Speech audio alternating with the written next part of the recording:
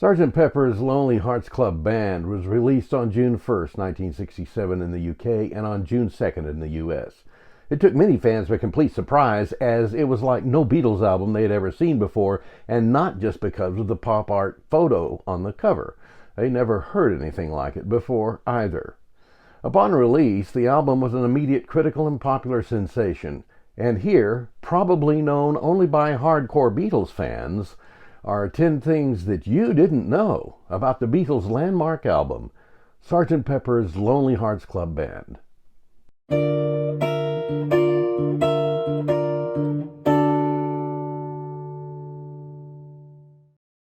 Number 10. The name came about from an innocent question about condiment containers.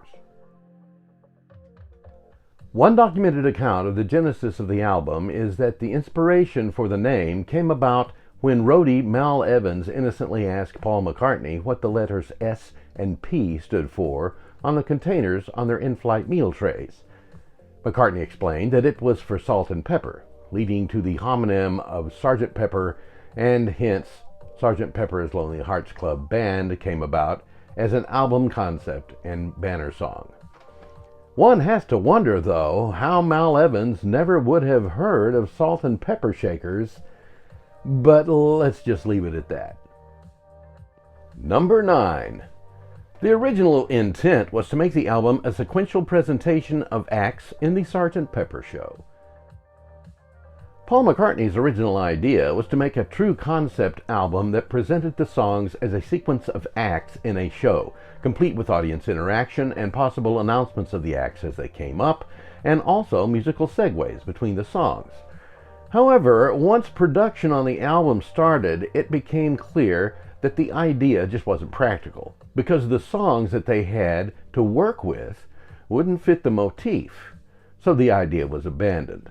Consequently, the only vestiges of the original idea remaining on the album are the first 2 bands on side 1 and the final reprise. Number 8. The group took a 3-month vacation between the last tour of 1966 and the beginning of production on the album. At the end of August 1966, the Beatles, finally unanimously fed up with the stress of life on the road, had permanently retired from touring and pursued individual interests for a while without stepping into a studio or appearing in any performances for the next 3 months. This sorely needed time off also included time for composition of new material for what was to become the Sgt. Pepper album. Number 7. The solo lead part on the opening song was played by Paul McCartney. Some folks forget that Paul McCartney was originally a guitarist and quite competent on the instrument. Replacing an earlier version of the guitar solo as played by George Harrison on the opening song, Paul played the distorted guitar part heard at the beginning of Sgt. Pepper's Lonely Hearts Club Band on his Fender Esquire. Number 6. The studio was redecorated to match the mood. Having spent years working within the rather sterile confines of EMI Studio 2, the guys added some psychedelic lighting, including 5 red fluorescent tubes attached to a microphone stand, a lava lamp, a red darkroom lamp, and a stroboscope.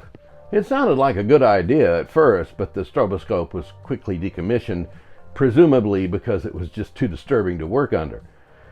For Within You Without You, the psychedelic decor was scrapped in favor of an Eastern Indian motif, with rugs, dim lighting, and burning incense. Number 5. The entire album was recorded on 4-track equipment. 8-track recorders were not available at Abbey Road until a year later in late 1967, so the reliable 4-track Studer J37 was the workhorse for every song recorded for the album, with the original tracks requiring many reduction mixes before all elements had been recorded. A reduction mix combines original tracks so as to free up new recording space on the tape, and was a very common practice in the early 4-track analog recorder days. Number 4. George Martin was very involved both technically and musically. As an example of Sir George Martin's involvement, neither the piano solo on Lovely Rita nor the harpsichord on Fixing a Hole were performed by a Beatle. They were both played by producer George Martin. Sir George also came up with the method for producing the calliope background sounds for Being for the Benefit of Mr. Kite, and the tape speed manipulation used to make John Lennon's voice high and thin on Lucy in the Sky with Diamonds, and making Paul McCartney's more childlike on When I'm 64. Number 3. Mahatma Gandhi was going to appear on the cover montage, but was later removed. Suggested by John Lennon, Gandhi's likeness was included in the original cover photo, appearing just to the right of Lewis Carroll as one viewed the picture, but Sir Joseph Lockwood, who was chairman of EMI, was concerned that Gandhi's presence on the cover would be considered sacrilegious in India and jeopardize album sales there, so he requested Gandhi's image be removed. His wishes were honored, but since the cover photo session had already occurred, a palm tree image was strategically placed on the photo print to cover Gandhi's form. Number 2. Sgt. Pepper was a very expensive project. How expensive, you ask? The Sgt. Pepper's Lonely Hearts Club Band album required 129 days to record, beginning on December 6, 1966. The final resource cost was between 400 and 700 recording hours, depending upon which information source one uses, and between 26,000 and 27,000 1967 pounds in studio and session musician costs, making that project, when adjusted for inflation, one of the most expensive albums in the recording industry history.